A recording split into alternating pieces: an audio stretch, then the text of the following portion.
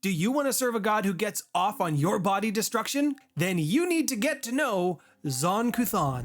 His mind is broken. He offers no wisdom. He offers no promise of afterlife. There isn't even any reward for showing devotion. The only offering there is cruelty, pain, and suffering. Granted, that is for yourself as well as those around you. Zon-Kuthon is one of the most pleasant gods to be around in the Starfinder pantheon. As I've just mentioned, he is twisted, he is cruel, his mind is broken. He enjoys bringing pain, bringing misery to himself and inflicting it upon others, and this is a typical trait also found within his followers. Everything he represents is debilitating loss. The deepest, darkest places of your emotional, not even well-being, your emotional distress, ever-present and chronic pain. I'm walking on sunshine. If you haven't guessed by now, he is an evil god and he is very not ashamed of being such. He is always looking for new ways to torment, to hurt his followers, some way to oppress them or humiliate them. His own goals as to why he does this, his followers don't know, none of the other gods, they don't know. What is generally accepted by other more well-adjusted members of society, other Starfinder gods, is Zon-Kuthon is a parasite to the universe. Sometimes referred to as the Midnight Lord, usually referred to this by the high priests within his order. Not even they understand what's going on. They believe that there is some sort of greater purpose that they can't comprehend. But all who follow Zon, they basically have accepted that life, existence is pain. They're very French. Zon-Kuthon hasn't always been this way. He hasn't always been a warped and twisted god. I was going to say individual, but that's not quite right. He used to go by the name of Dobral. He was a half-brother to the goddess of love and beauty. Dobral was jealous of his half-sister, her abilities, her gorgeousness. He wanted all of those abilities for himself. In his quest to pursue power and to pursue her own gifts, this led him beyond the universe into the great beyond. And it is said that here, in the great beyond, in the darkest places where some of the scariest and oldest things in the universe live, beyond the light that reaches them from the rest of the universe, it's here that Dobral saw something. He encountered something that changed him forever. When he returned as Zon-Kuthon, what we know now. He was made new, a brand new god of pain, suffering, and loss. Now there are many species, many creatures and races that follow Zon-Kuthon as they have experienced this deep loss. They have experienced pain. They have experienced something in their life that has caused them to go this route. Many of his followers, also referred to as Kuthites, they view pain, self-destruction, self-flagellation as a form of worship. You will know a Kuthite when you see them because they are horribly disfigured and they enjoy doing it. Many will brag about their self-mutilation, and some of the more bold, they will actually claim that their act of devotion has caught the attention of the Midnight Lord. I don't know why you would want to catch his attention knowing that this is kind of his thing. Many others, they try to make a pilgrimage or a journey to the edges of the universe and into the great beyond, hoping to replicate the transformation that Zon-Kuthon went through for themselves. Many of these who make this pilgrimage, they never return. And it should be noted that an organization as chaotic as this, not only chaotic evil, but just as disorganized as this is, there is no overarching hierarchy, there is no controlling body, there are just smaller insular groups throughout the universe. Within those groups, you will absolutely have your high priests and then you will have the underlings beneath them. But just because you're a high-ranking member of Zon-Kuthon's church in one area, one aspect, this doesn't translate to other groups. A lot of followers or worshippers of Zon, they are failed doctors, back alley surgeons, organ harvesters, mortuaries, people that work in the morgues. Many of these types of people are sought out for their particular skill set when it comes to body modification. Rather that they are not skilled at their craft, but they can simply do it. Before we move on to the Kuthite temples and what we can find in those, if you are enjoying today's video, please let me know by hitting the thumbs up. And if you are interested in learning more about Starfinder and the universe of that game, then please hit subscribe with the bell notification. And for those of you who support me at the $15 level on Patreon, I am expecting to have some custom content for you before the month is done, specifically for Starfinder. So if you're interested in that, please consider subscribing. Now, if you wanted to join the Church of Zon-Kuthon and become a Kuthite yourself, you're gonna have to know somebody and get an invite first. These churches are very rarely advertised, and that should come as no surprise for obvious reasons. Now, on Apostate, the Drow homeworld, there is a very large church dedicated to Zon-Kuthon. The Temple of the Sewn Mouth, for those who know where it is, boasts one of the biggest libraries around dark magics, shadow magics, and supposedly contains some of the most documentation around the Midnight Lord's trip to the great beyond. Now, the members of this particular church, they are a little crazier than most. One of the dedication rituals that these particular members will do to themselves is they will cut out their tongues and then they will sew their mouths shut. They do this as an act of devotion to show how committed to the Midnight Lord they are. They will then focus entirely on their own practice, their own version of faith, and they will also guide and coach others as effectively as one can when you don't have the ability to speak. Now, on Eox, there is a city called Orpheus. Orpheus? Or Frus if you're going with the Greek pronunciation.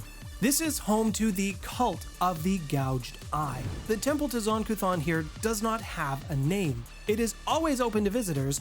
However, this temple is pitch black all the time.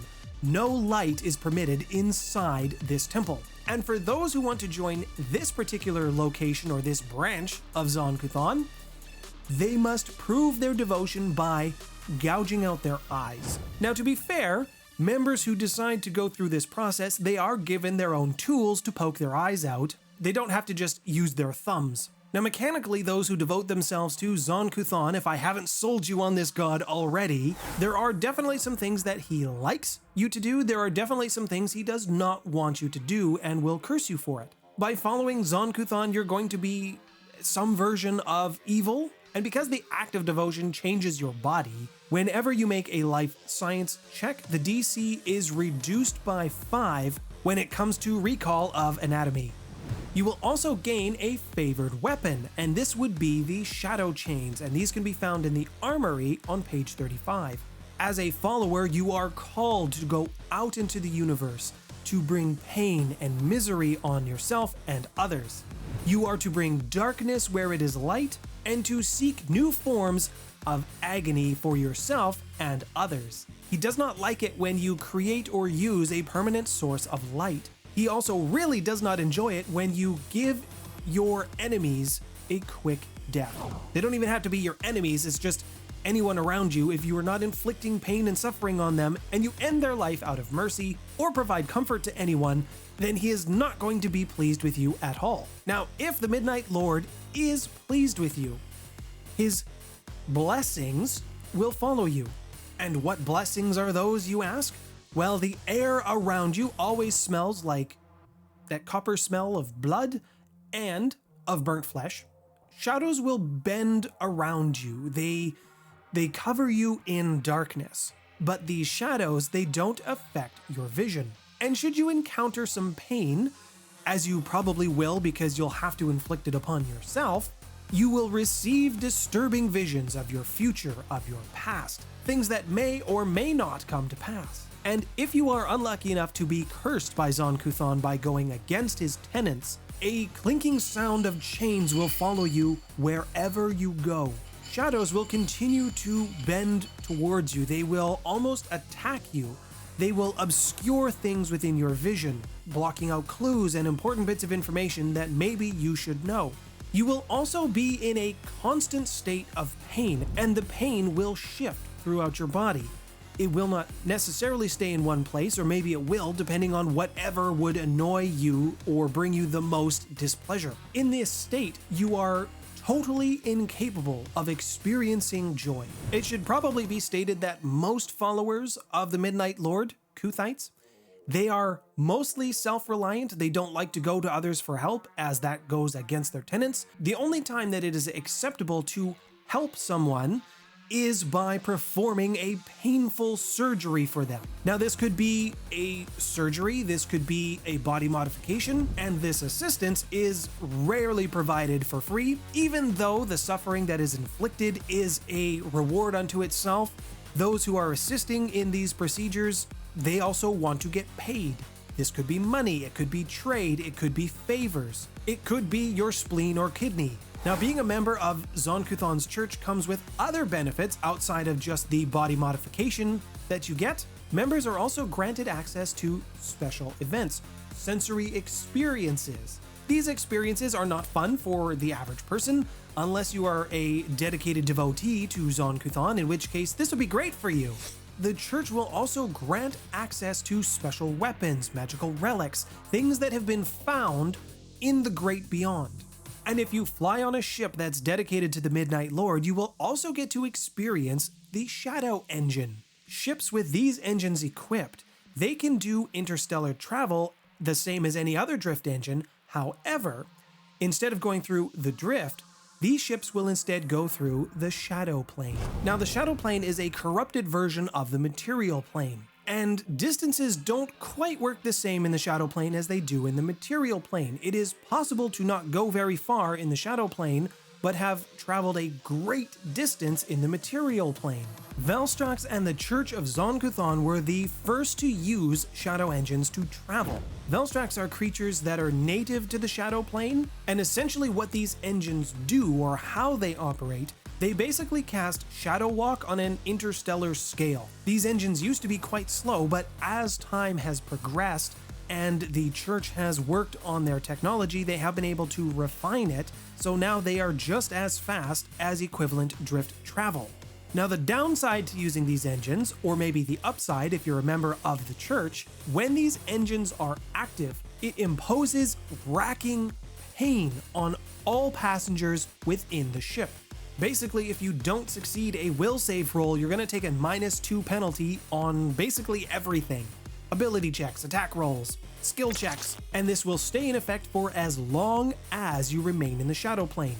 Now, if you pass the will save, then you don't take the negative modifier, but you're constantly irritated with this tingling or this pain in the back of your mind or in your body somewhere. The only exception to this is Veltrax. They don't take the penalty from this because the pain is a good thing for them. They draw power from the pain, and they draw power from suffering.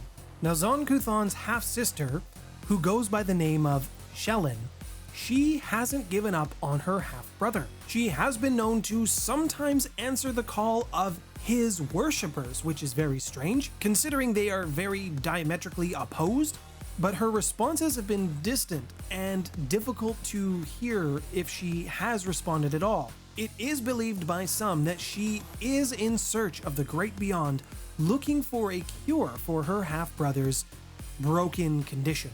If you want to know a little bit more about some of the other Starfinder gods, then please check the video out on your screen now. This video was made possible by my patrons who voted on a Starfinder video for April. To get a say in what I produce, please consider joining me over on Patreon. My name's Nathaniel. Thanks for stopping by, everyone.